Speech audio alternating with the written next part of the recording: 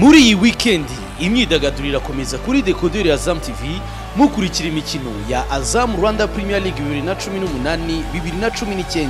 Kuwa gatanu tariki ya 26 Ukwakira 2018 tuzabagezaho umukino uzahuza Kiyovu Sports Club na Marine FC.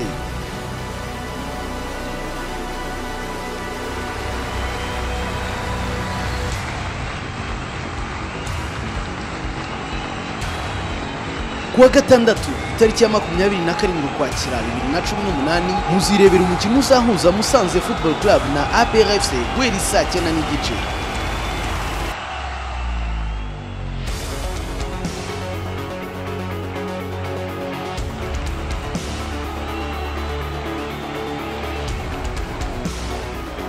Ku cyumweru tariki 28 Ukwakira 2018 muzakurikira umukino uzahuza Rayon Sport FC na Mukura Victory Sport.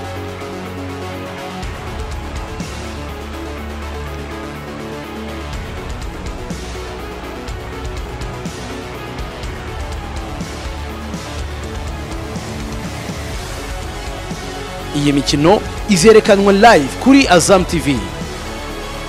Gura Decoder ya Azam TV ku mafaranga 50,000 yonyine tukongera ifatabuguzi ry'amezi 2 kuri book ya Azam Play.